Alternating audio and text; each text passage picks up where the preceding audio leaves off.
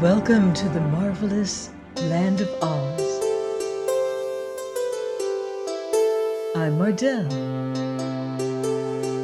reading The Emerald City of Oz by L. Frank Baum.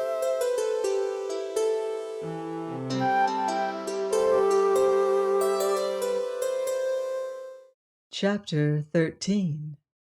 How the General Talked to the King. When General Guph returned to the cavern of the Nome King, His Majesty asked, "Well, what luck? Will the Whimsies join us?" "They will," answered the general. "They will fight for us with all their strength and cunning." "Good!" exclaimed the king. What reward did you promise them?" "Your Majesty is to use the magic belt to give each whimsy a large, fine head, in place of the small one he is now obliged to wear." "I agree to that," said the king. "This is good news, Guph, and it makes me feel more certain of the conquest of Oz." "But I have other news for you," announced the general. "Good or bad?" "Good, your Majesty." "Then I will hear it," said the king with interest. "The Growlywogs will join us." "No!" cried the astonished king. "Yes, indeed," said the general. "I have their promise." "But what reward do they demand?" inquired the king suspiciously, for he knew how greedy the Growlywogs were. "They are to take a few of the Oz people for their slaves," replied Guph.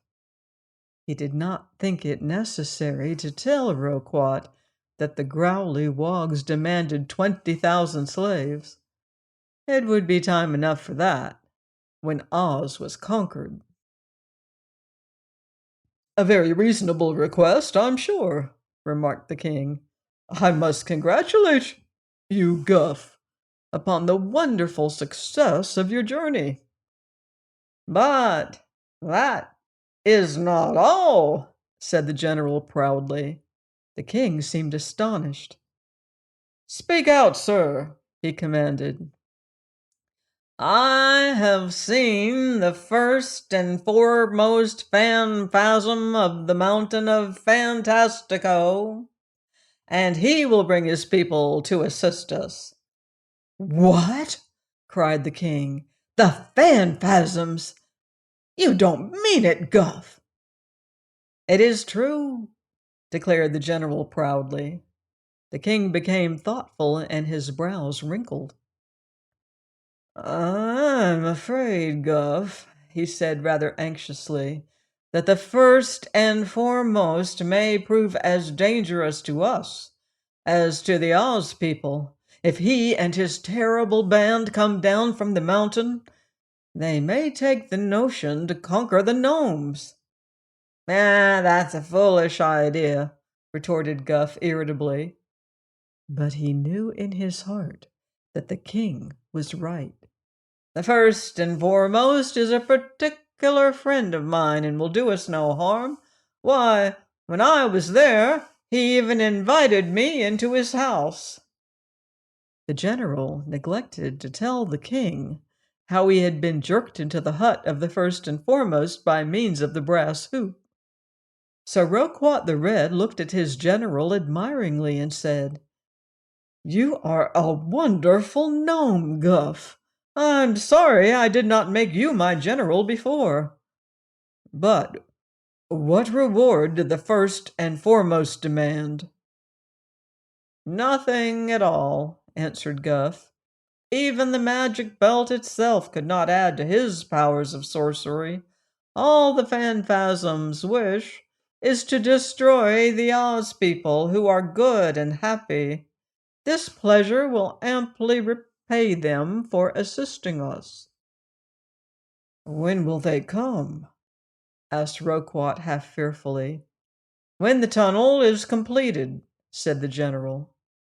"We're nearly halfway under the desert now," announced the king, "and that is fast work, because the tunnel has to be drilled through solid rock. But after we have passed the desert, it will not take us long to extend the tunnel to the walls of the Emerald City. Well, whenever you are ready, we shall be joined by the Whimsies, the Growly Wogs, and the Phanphasms, said Guph. So the conquest of Oz is assured without a doubt. Again the king seemed thoughtful. I'm almost sorry we did not undertake the conquest alone, said he. All of these allies are dangerous people, and they may demand more than you have promised them. It might have been better to have conquered Oz without any outside assistance.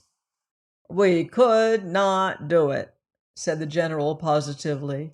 Why not, Guph? You know very well. You have had one experience with the Oz people, and they defeated you. Oh, that was because they rolled eggs at us, replied the king with a shudder. My gnomes cannot stand eggs any more than I can myself. They are poison to all who live underground. That is true enough, agreed Guph. But we might have taken the Oz people by surprise and conquered them before they had a chance to get any eggs. Our former defeat was due to the fact that the girl Dorothy had a yellow hen with her. I do not know whatever became of that hen, but I believe there are no hens at all in the land of Oz, so there could be no eggs there. On the contrary, said Guph, there are now hundreds of chickens in Oz, and they lay heaps of those dangerous eggs. I met a goshawk on my way home, and the bird informed me that he had lately been to Oz to capture and devour some of the young chickens, but they are protected by magic, so the hawk did not get a single one of them. That is a very bad report, said the king nervously. Very bad indeed. My gnomes are willing to fight, but they simply can't face hens' eggs, and I don't blame them. They won't need to face them, replied Guph. I'm afraid of eggs myself, and don't propose to take any chances of being poisoned by them. My plan is to send the Whimsies through the tunnel first, and then the Growlywogs and the Phanphasms. By the time we gnomes get there, the eggs will be all used up, and we may then pursue and capture the inhabitants at our leisure. Perhaps you are right, returned the king with a dismal sigh. But I want it distinctly understood that I claim Ozma and Dorothy as my own prisoners. They are rather nice girls, and I do not intend to let any of those dreadful creatures hurt them, or make them their slaves.